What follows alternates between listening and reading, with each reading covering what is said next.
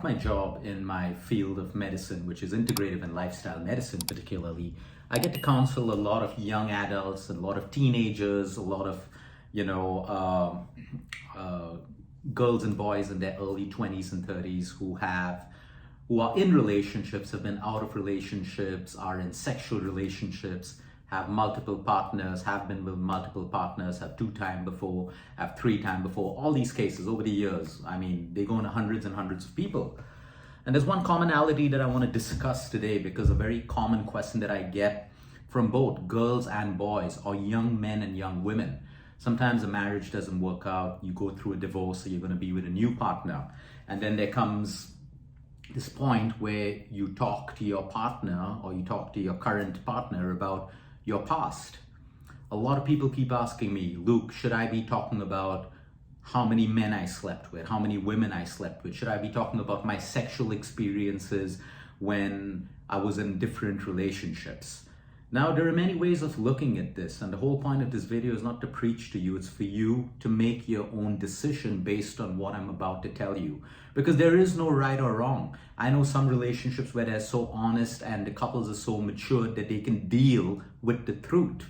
But the bitter, ugly truth is, in today's society and world, a lot of people ask for honesty, they ask for the truth, but they don't know how to handle it. They ask for it, but they don't know how to handle it. And when they get the truth and when they get honesty, they use this. They use this emotionally. They blackmail emotionally their partner who has been honest with them. This is also something which is very common. So the point is, there's no yes or no. You need to be smart enough to judge based on your maturity levels, your partner, your values, not just hanging on to an ideal about honesty and truth, because it always doesn't have to work. Let me give you an example, and it works differently. So a lot of guys, and I'm using this word because it's a word that a lot of youngsters relate to. It's called shit testing. You shit test a woman. You try to find out how many men she slept with, how many partners she had, what kind of sex she's had, what kind of, sexual relationships, whether she's been in a twosome, whether she's had anal sex, all of that stuff. It's called shit testing because that information is not really useful to a man or to a guy. You're shit testing because you want to satisfy your ego. Now, if that woman is honest, or that girl is honest and really tells you about all the amount of encounters she's had, or, the sexual relationships she's had with men and stuff like that, most guys try to shit test a woman like, oh, I can handle it. Yeah, I'm good enough. I just want to know, and stuff like that. But it destroys their ego, and it then changes their behavior. A lot of these same boys or men start to turn around and start abusing their women, calling them sluts or whores, either on their face or in their mind consciously. Your thoughts influence your behavior. So this whole process of shit testing really fails at some particular point.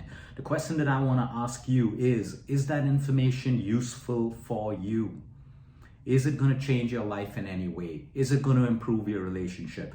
So sometimes a lot of girls and a lot of guys also lie about it because they don't want, they're entering a new relationship. They want to appear pure. So they may say, if they had 10 encounters, maybe they'll say they had 3 or 2, and that's absolutely fine. It's human nature. Okay, the point is, should you do it or not? Ask yourself that question. Can you handle it? Can you handle the truth if your girl turns around and tells you everything about her sexual relationship? Most men can't, because it challenges their ego, the male ego. Very, very few people, and a lot of males will say, well, it doesn't matter, it doesn't care, your past is your past, it doesn't affect me, but it affects them. Rarely have I come across a relationship where we've been counseling where the man or the boy is okay with it. Now, when it comes to women, it's the same thing. Women may want to ask the guy about their sexual relationships. Now, it usually appears to be the opposite. And men would like to show how sexually dominant they've been and all of that stuff. And they explain their whole sexual life in their past with their new partner. A lot of women can take it. A lot of women can't. It moves them into insecurity. That, oh, you did so much, and they start to judge you. The same thing with men. It's equal. Men, women, it's the same thing. It's called shit testing. The point is, with the shit test that you put your partner through, how is it changing your life? How is it adding value to your current relationship? The past is the past. Are you going to love your partner less or more based on whether they had fewer sexual encounters or more?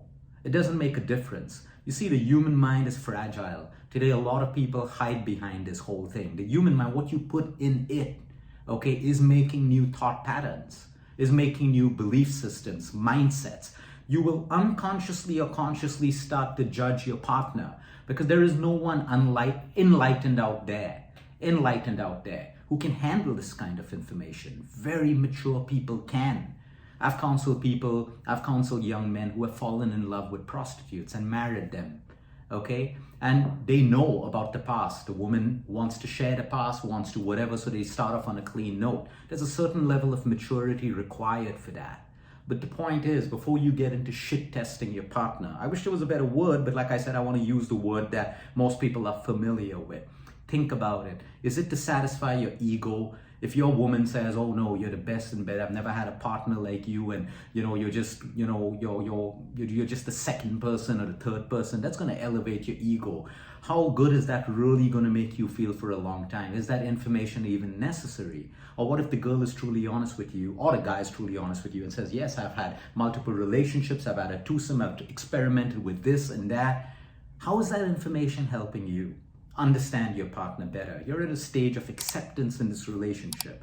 So my whole point is, like I said, I'm not here to preach to you, do it or don't do it. I'm here to inspire you into a thought process. Is it necessary? Does it make a difference? Is it a decision maker for you to move to the next relationship? A lot of men and young boys break off with their girls when they find out about their sexual past, when the girl's been honest enough to tell them, and likewise a girl telling the boy. And they break off because they just can't accept them. But you forget about the part that you'll are now together, you'll have reached this point of closeness and maybe love until the past came in. But the past is the past. You're allowing the past to destroy this present level of acceptance. And that's why I'm saying shit testing is a shitty thing to do. It's not necessary. The information is not helpful. If it is helpful for you in some way or the other, then that's your choice. But think very carefully about these things, because I know it scars boys and it scars men. And it also scars girls and it also scars women. The point is, the mind is fragile. What you put in it, it's such a beautiful, fragile thing. You got to be so careful about what gets into your mind, from what you see, from what you hear, from what you hear other people speak. Because all of that's going into your mind and it's setting up new pathways of thoughts and beliefs, and your behaviors stem from there. I've seen people, let me give you an example. This is a funny one. I met a couple, and the couple came to me for counseling. They also had health problems and diabetes and libido, and they appeared to be this pretty cool couple that, we're open to, a twosome and a threesome. We're open to threesome in marriage. I'm cool with my wife. I'm cool with whatever. And this conversation happened. I said, think very carefully. You have kids. When you bring in the third person in your relationship, and even if it's just purely sex, it can change the mind of a man or woman. No one is that enlightened. You think you are because it's cool. And right enough, 3 days later, they come fighting. So I said, what happened? So the woman said, he slapped me. He called me a slut and he called me a whore. And so I said, why? He said, yeah, because we had the discussion that we told you, we're going to have a threesome. We want to explore our stuff. We want to add excitement into our marriage. And so when I agreed to the threesome and I said I wanted to be 2 men and 1 girl, said he slapped me and he said, what a whore and slut you are. It should be 2 women and 1 guy. I want to be the 1 guy and 2 women. And she said, why should it be that way? I want 2 men and 1 woman. So you see, they were not even mature. The thought excited them, but they're not even mature to handle the fact, the man appearing to be cool and the woman appearing to be cool. The man isn't even mature enough to handle the thought of 2 guys with his girl. The point is, everything seems to be cool because social media is glorified it, cheap talk is glorified it, pornography is glorified it. But when it comes to the real thing, the mind plays a role, the heart plays a role, connection plays a role. Everyone thinks it's as easy on the screen of your laptop when you're watching pornography, that there's no emotion. Yes, we can go on fucking one another and stuff like that, and there's no emotion. But believe me, there is. A lot of people hide behind this. And a lot of the people who appear to be cool appear to act like, oh, I can have a one-night stand. It's casual for me. There's no connection. But these people have deeply rooted problems because there is at a mind level. So be careful about these things. So my answer to these questions that I get is don't shit test people. Okay? You got to be really enlightened to handle the past of your woman or the past of your man. Now, honesty is part of every relationship. but you got to choose what's important. So if there's something that can influence your relationship from your past, yes, you want to be honest with it. But casual conversation about how many men and women you slept with and what you did and which, all of that, if it's unnecessary information, it doesn't have to be in the conversation. It doesn't mean you're dishonest. Most people who think they're really, really honest are actually people who are dishonest in many other ways. They choose to select what they want to be honest about. And they also choose to select what they don't want to be. So don't be fooled with these things. Be careful of shit testing one another in relationships. It's not a cool thing for either one.